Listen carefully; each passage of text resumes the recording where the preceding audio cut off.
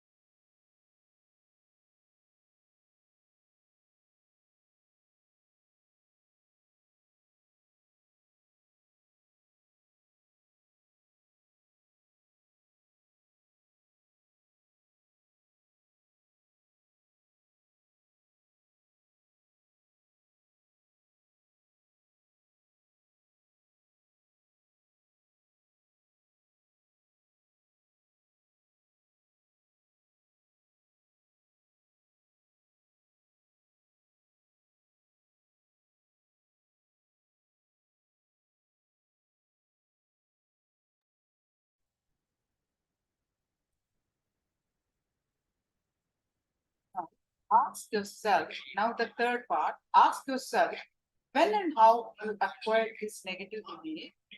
Take responsibility for this image. Understand that you are responsible for this thought inside of you. Complete with this vision. Drop. Look into this attention. Why do you believe that this person should be the one to give you the output?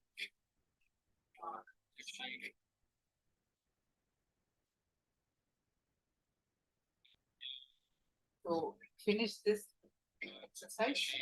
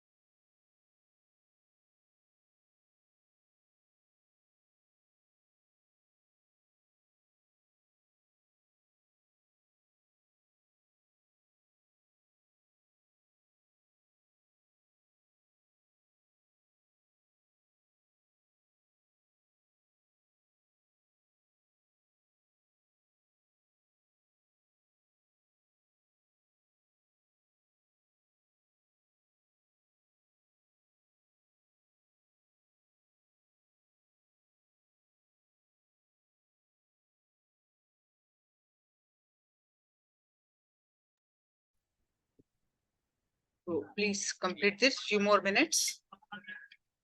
Complete this exercise sincerely. Few more minutes. We'll be entering into the meditation.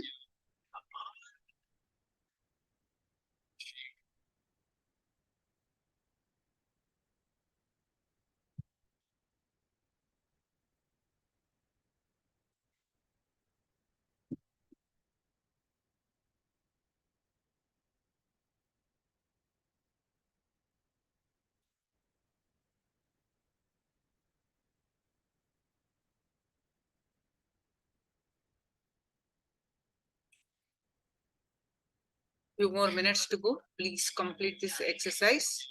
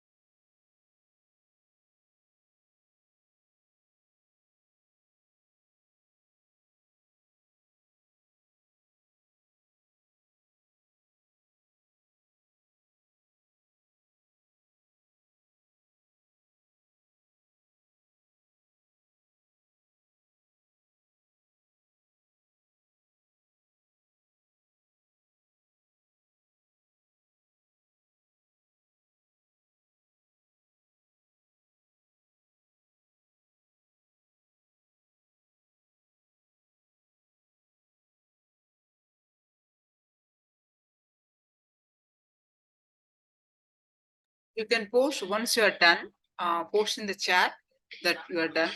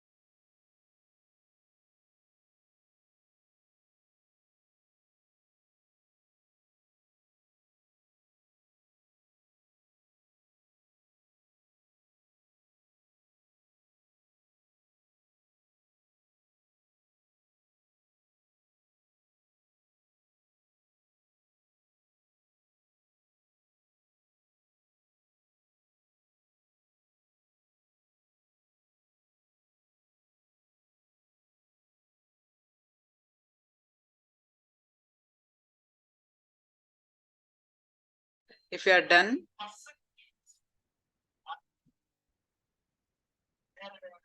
you are done, please comment that you are done so that I will know that you are done. We can move forward with meditation to cleanse the chakra.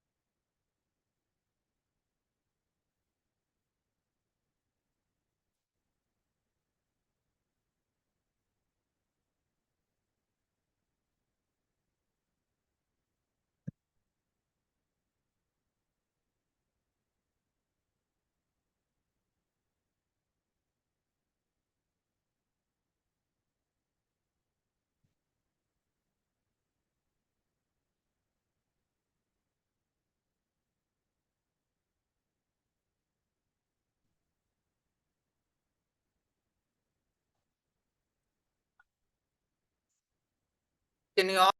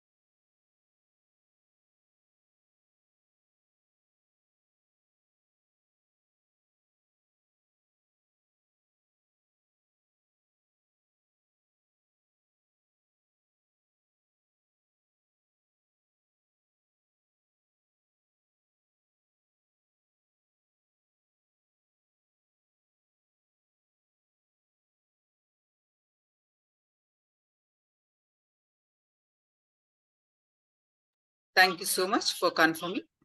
Let's get ready for the meditation.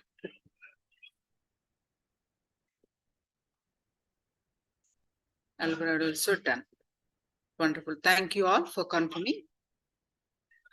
We'll be entering into the meditation.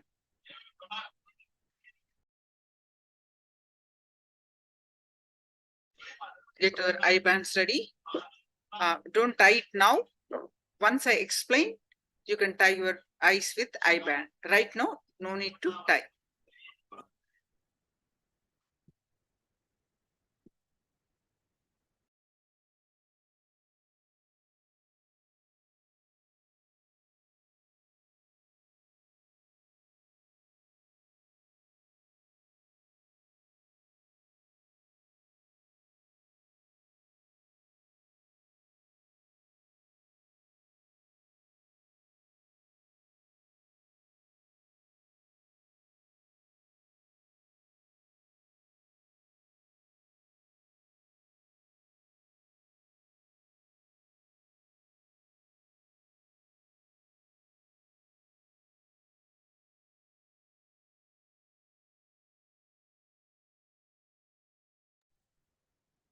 So the meditation that we are going to do is Mahamantra meditation. Mahamantra, Brahmi Pranayama, 21 minutes. Put attention on Anahata Chakra. Anahata is at the heart center. Kumbhaka Paddhati, verse 169. This is the scriptural reference.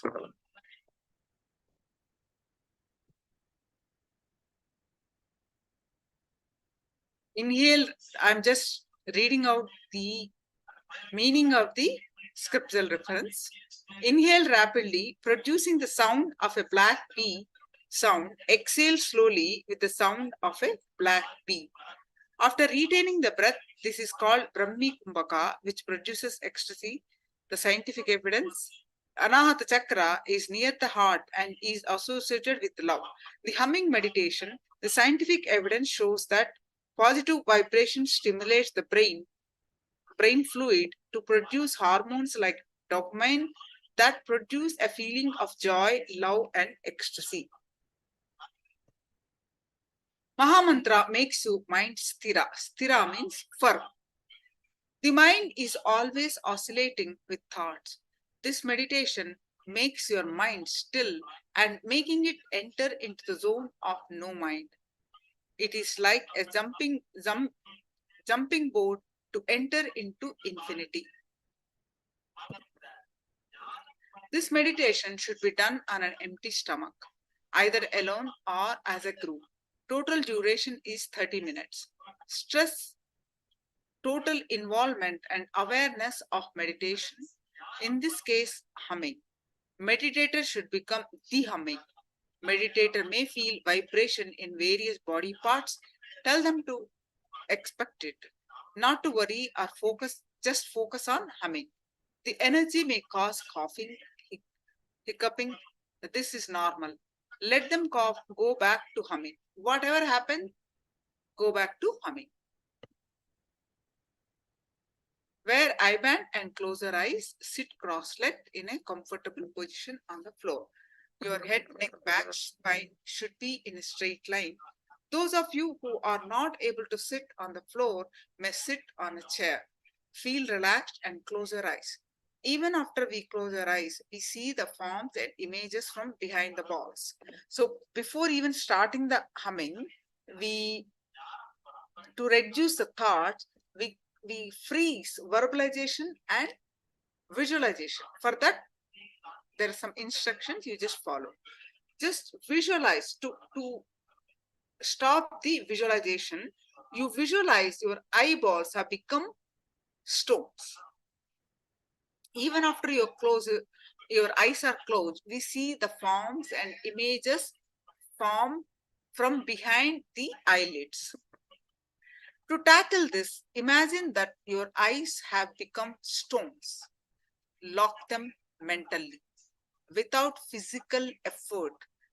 Then the images will die. Harden your eyeballs with mental effort. Just listen to the instructions first. Then each one you have to spend one minute. When given instructions, you do this. So first you stop the visualization, then you stop the verbalization, then start the humming. So to stop the visualization, you visualize your eyeballs as a stones with a mental effort, not physically. You have to visualize your eyes has become stones. Harden your eyeballs with mental effort. Please, and then that is to stop the visualization.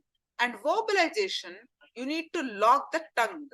Only when the tongue moves, our words come out, right? So you have to lock the tongue. Place your tongue on the upper palate lock. You put your tongue, stick to upper palate and locked. Is it clear? Both instructions. Stop visualization, stop verbalization. Is it clear? Can I please have an answer?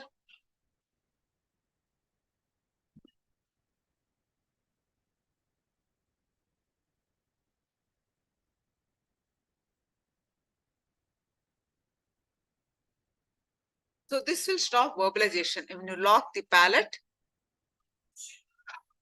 the hardened eyeballs and locked tongue will help still the mind. This locked eyeballs and tongue is only to still the mind to start up, and only for a maximum of 1 minute. Drop both after a minute. Okay. So when we start, we're ready to start, we will do this. So let's get prepared for this meditation. Then how to do the humming meditation? The actual meditation, you do this for only 1 minute. The one visualization, verbalization, only 1 minute each. Then humming, how to do this? I'm going to demonstrate for you. You need to produce the sound from inside. If you are put your face inside an empty aluminum vessel and make a humming sound, the sound generated will be like this. Note that this is not hum or om. It is simply keeping your lips together and producing. The humming should be as lengthy as possible, as long, as loud as possible, as lengthy, as long, as loud, as deep. It should come from navel. At the end of the humming, let your body inhale naturally as it is necessary. You don't need to put any effort to inhale. You just put your effort only on humming.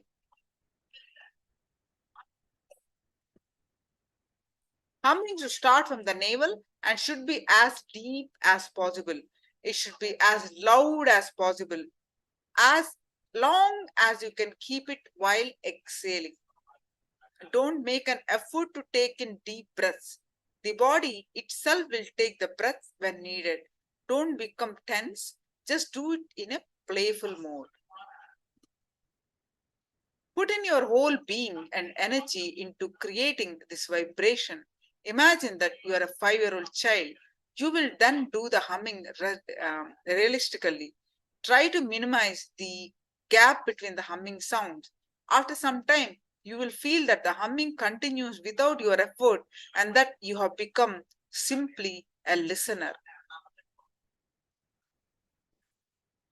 You are aware of only the humming, nothing else. You become the humming. Be completely relaxed. Do not strain yourself. Hum as well as breathe in through the nose. Mouth should be closed at all times. At the end of 20 minutes, stop the humming.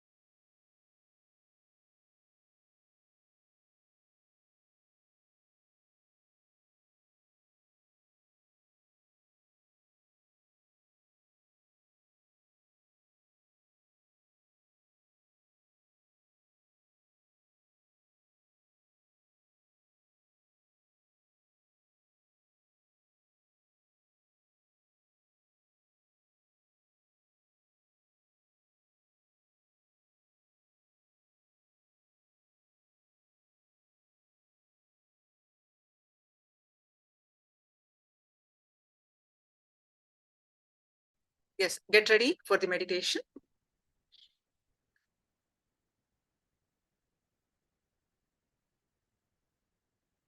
Please get ready for the meditation.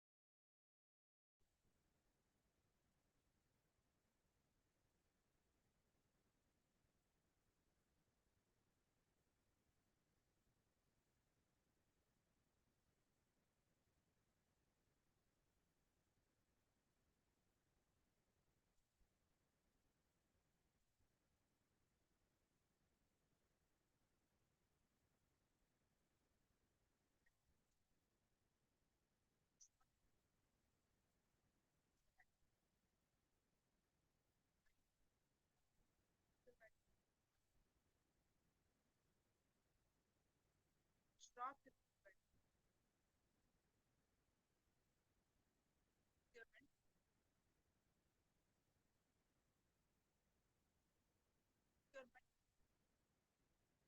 Let's get ready for the meditation.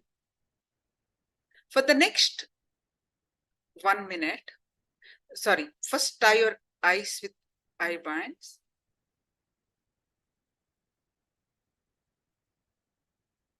Sit straight with your head, neck, back straight line.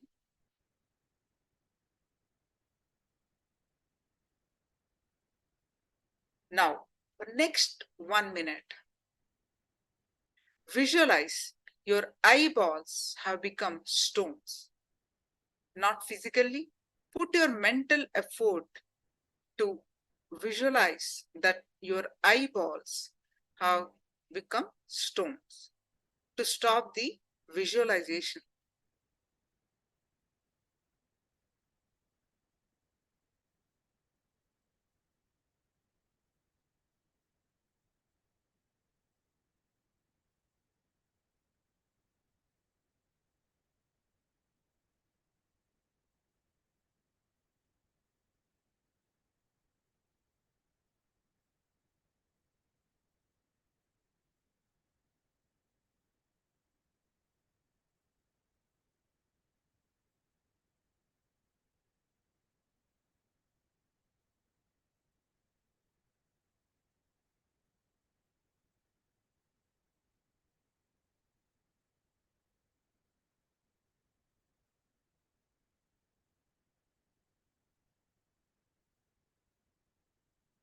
now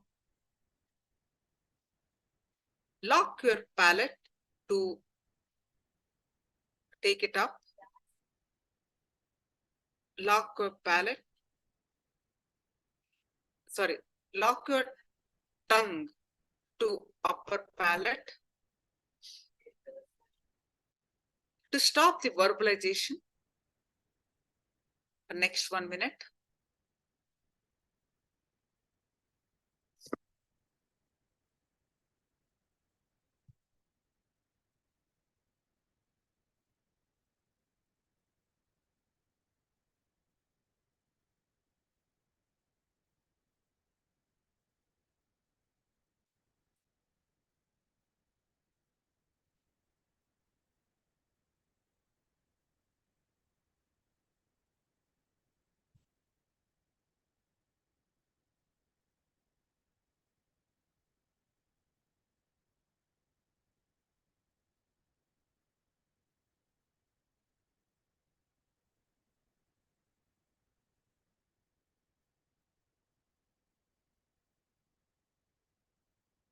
Yes.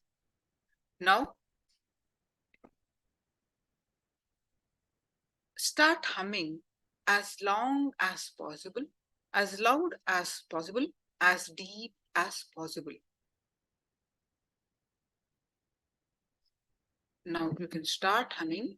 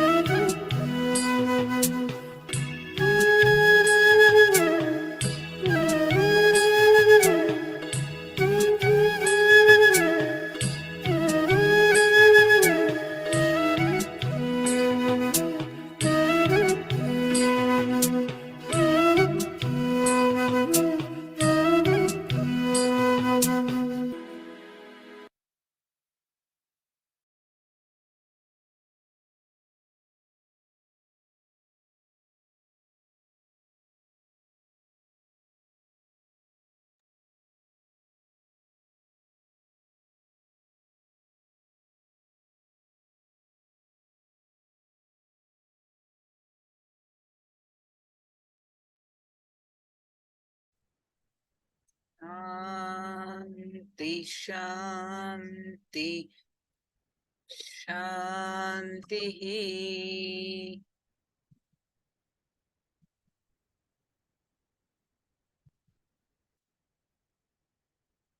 Relax.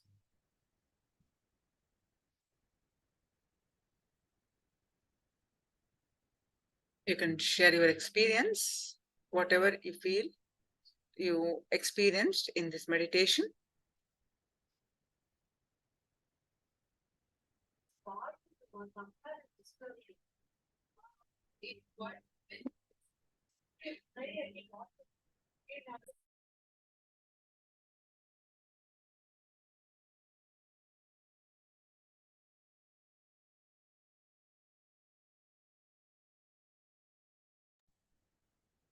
You can share your experience.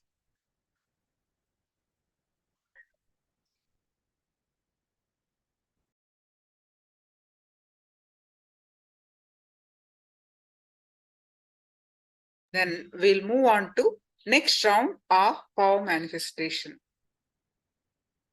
Calmness, Eugene and Andre saying calmness. Both of you felt the same? Of course you can.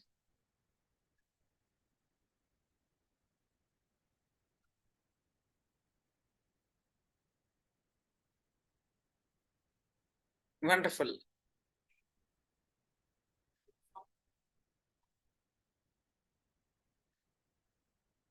What else you can more? The more you express, the more this experience will stay with you.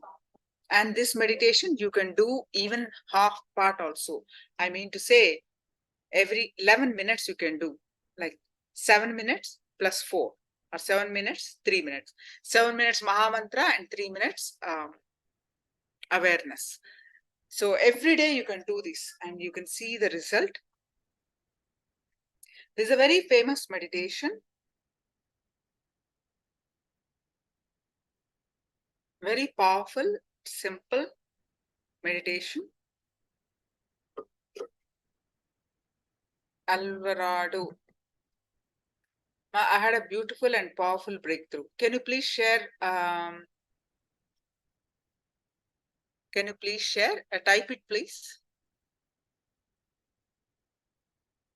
Alvaro Torres, can you please share it? If you share it, I'm telling you, this experience will become permanent in you.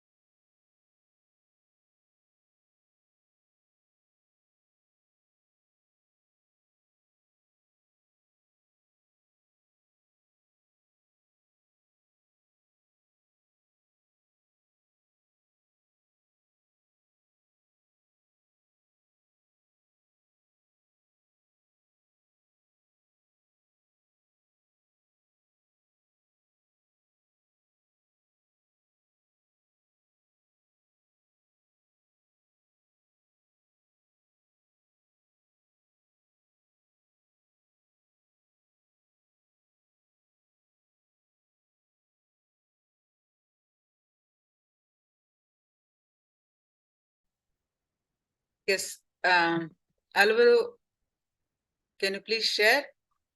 I got dropped off. Alvaro Torres, you said you have a great breakthrough in this meditation. Can you please share it, Aya? You can share it in simple words so that every one of us will enjoy. Oh, sorry, I missed it because I got dropped off. Sorry. I just got dropped off just now and logged back in. I missed it. Do you mind retype it? Or can someone copy paste it?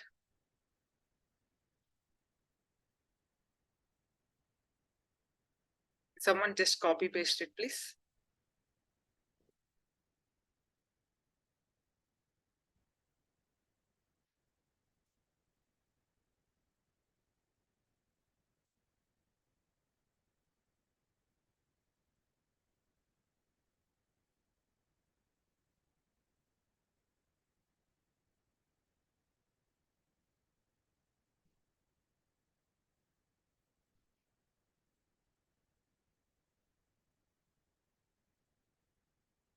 So he shares the mind has a clear identity with pain and never with joy. That is why recalling even joyful moments become painful. Okay. Swamiji was in front of me telling me that his attention was always there for me. Wonderful. You experienced that in this meditation? That's such a blessing.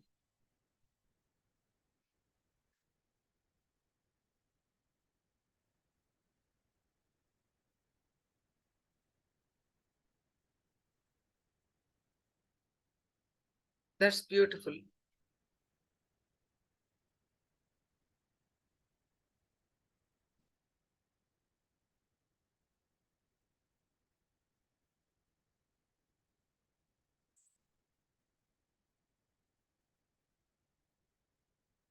I felt my heart open and I experienced oneness now. I feel happy and free. Wonderful. Wonderful breakthrough. Alvaro, so this meditation really clicked with you. You do this meditation, as I said, at least 10 minutes every day you do it. If you can do it half an hour, that's good. At least 10 minutes you do every day, you will get a really breakthrough. It's really powerfully clicked with you.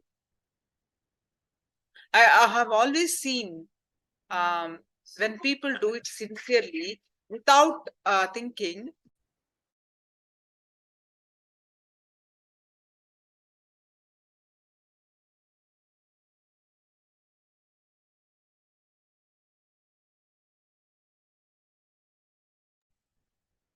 always, when people do sincerely, always,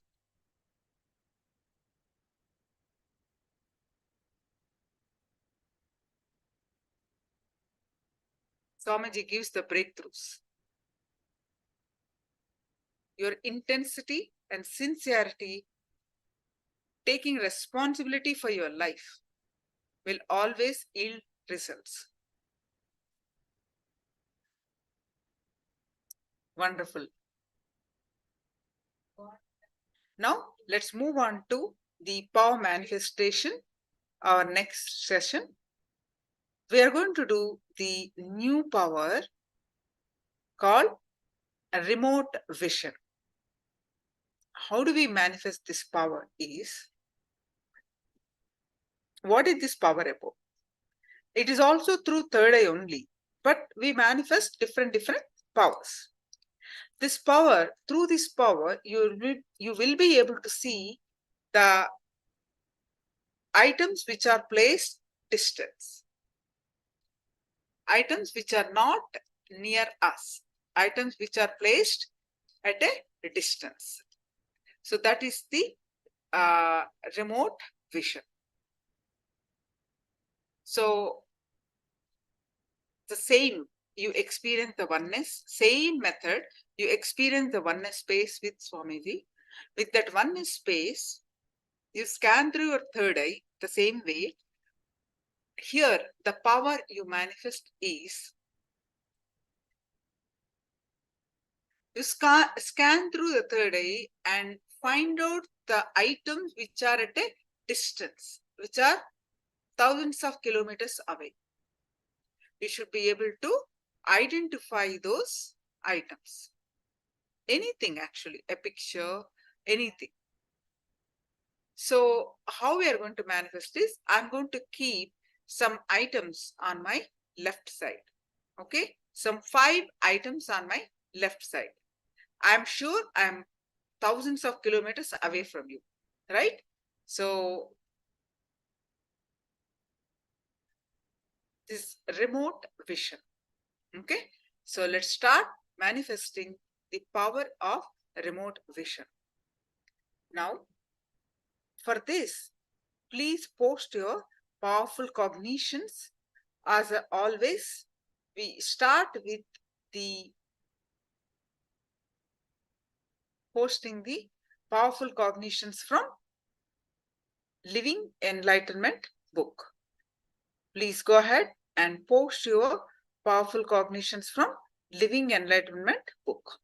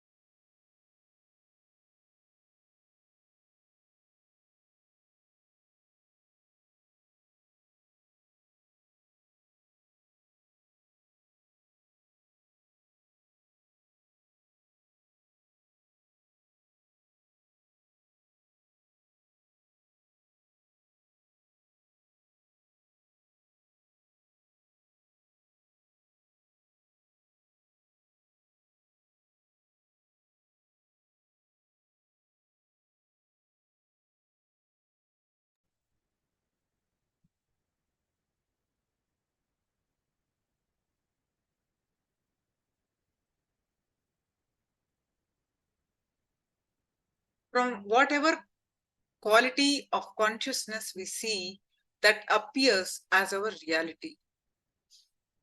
Eugene. Andre, encounter any situation in life with deep love. Soon you will become pure love. Whether it is person or your work or a passerby or God or anything, just encounter it with deep love for love's sake. What a powerful cognition related to Anahata Chakra. Right? It's such a powerful cognition. You just did the Anahata and Swamiji has showed more powerful cognition towards it. Wonderful cognition.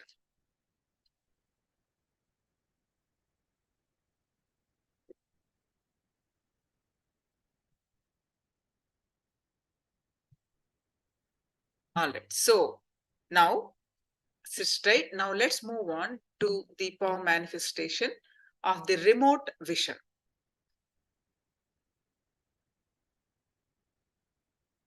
So I will keep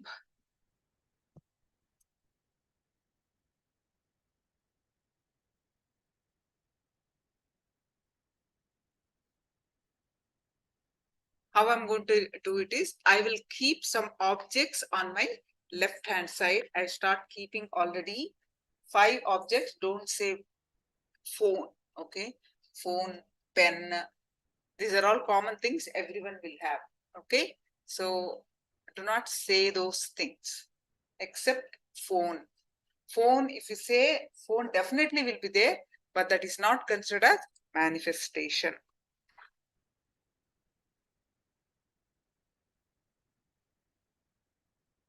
And keeping some objects now.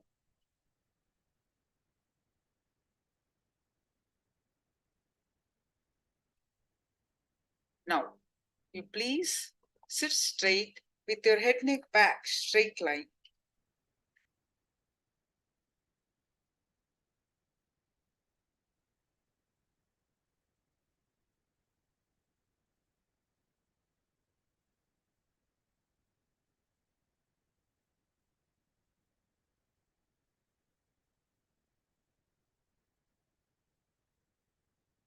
Visualize Swamiji's form in your third eye. Yeah, tie your eyes with eye band.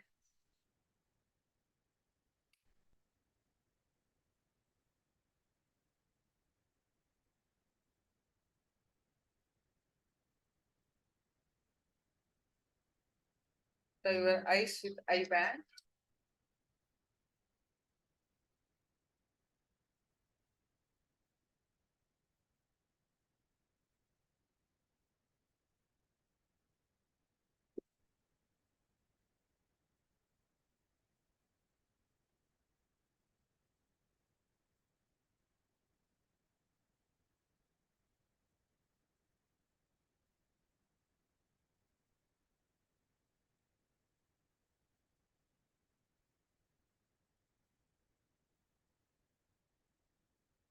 And start chanting the Mahavakya.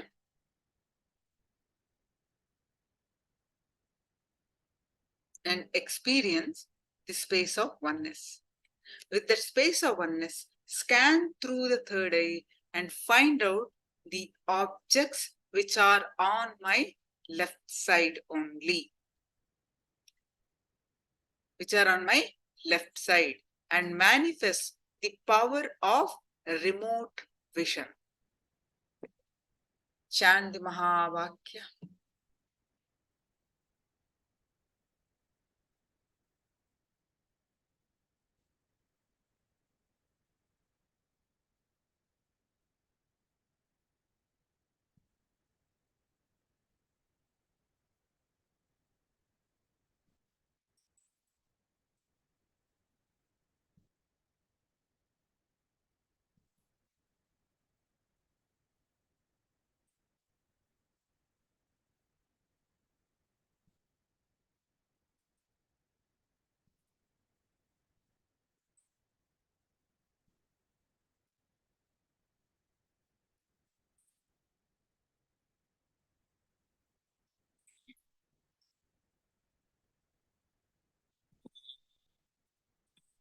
आनन्द परमशिवोऽहम्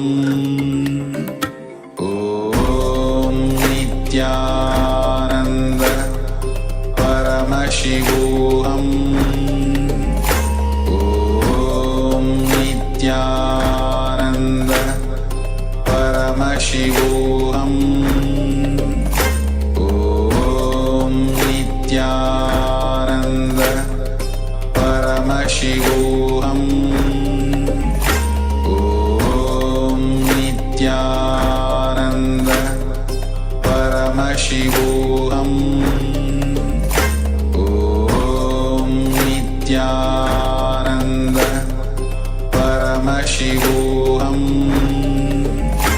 ॐ नित्यानन्द परमशिवोऽहम् ॐ नित्यानन्द परमशिवोऽहम्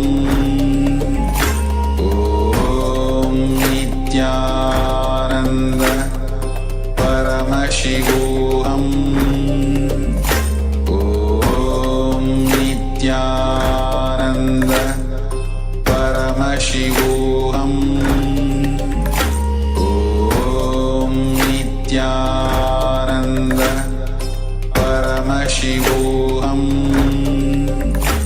ॐ नित्यानन्द परमशिवोऽहम् ॐ नित्यानन्द परमशिवोऽहम्